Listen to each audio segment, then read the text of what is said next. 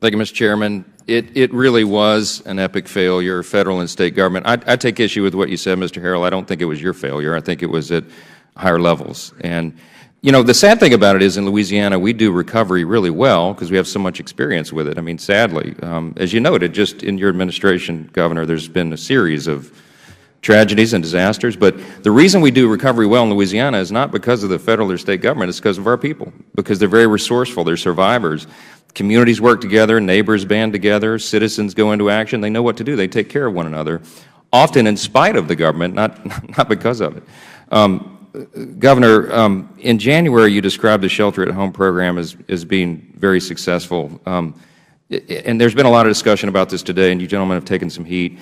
Do you still stand by that statement? Do you still say that our shelter-at-home is a model that's very successful?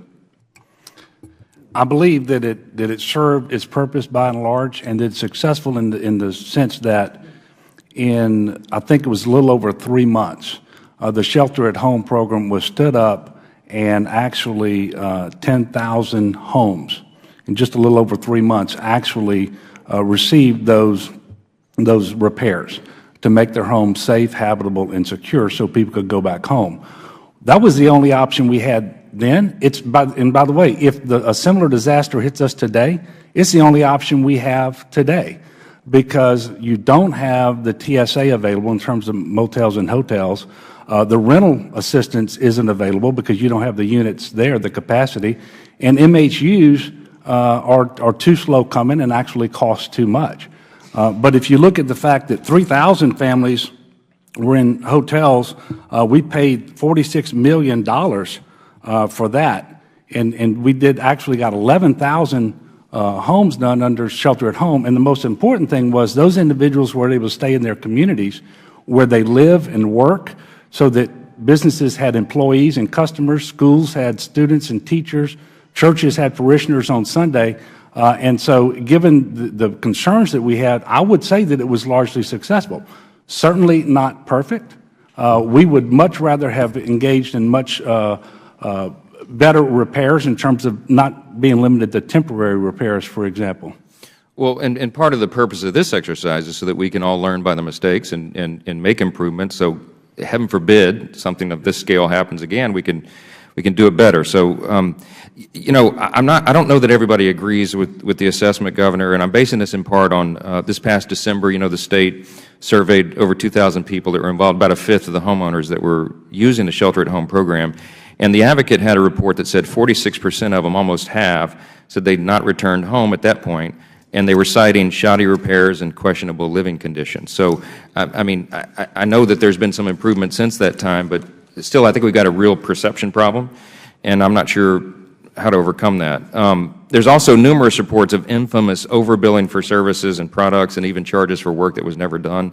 I know all of you are aware of that.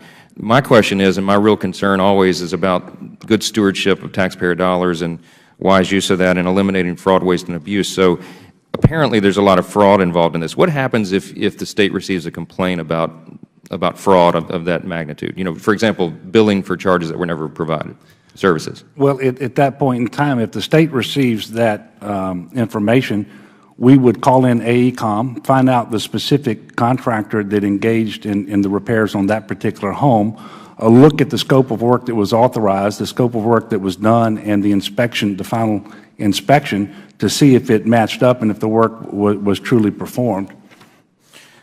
How many outstanding cases of fraud against the shelter-at-home program are being investigated now? Do you know?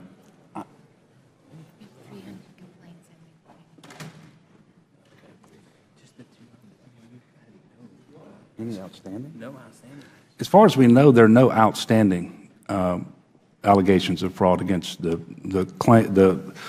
program, and I think the total number of complaints was in the neighborhood of 300 out of 11,000, and those complaints weren't about fraud necessarily. Those were individuals who wanted a scope of work that was greater than what was performed. Some of it had to do with the workmanship, and a lot of times those were conflated because people don't like the temporary nature of the repairs that were made in many cases. I'm out of time, but just one last question for FEMA, Mr. Fenton. Does FEMA provide direct oversight of the shelter-at-home program or the state equivalents thereof? I mean, how does that what does that look like in terms of oversight? Yeah, it's a grant to the state. We worked with them on the implementation plan and the checks and balances within that. They talked to New York, got their lessons learned from New York. We've looked at some past IG audits on some of their recommendations, and the program is running again as a pilot for a second time in Louisiana. We provide a grant through our public assistance program, so eventually there'll be a project worksheet for this where we cost share it, and we provide oversight of those dollars going down to the state and ensure that they're doing the work. This is the last question, and I'm just going to ask you for the record today. I'm sure this goes without saying, but we have your absolute commitment that you're going to improve these programs and make this better for the next round, right? Well, yeah, definitely, 110%, sir. I've already started since coming on January 20th, the housing summit that I talked about in my opening statement. I've reached out to MIT and Lincoln Labs to get them, the academic community, to take a look at what we're doing and give us maybe an outside look at what we could do better. And we're going to do we're going to invite industry in for Industry Day because there's multiple different capabilities we could bring to the table. If we can find something that is more agile, faster, but as safe, we'll look to do that. Right now, the MHU, just because of the size, trying to put it on individual lots represents a lot of challenges with degraded infrastructure, and so it slows us down in being able to meet the numbers that happen in this event. So we need to go back to something that is more agile, but still safe. When we were in Katrina, we were using travel trailers, and while they were more agile and faster, the safety was a concern. So we need to find something in the middle that meets the requirement during these big events, and we're looking to make those improvements. Let's do it quickly. Thank you. Yes, sir. Thank you.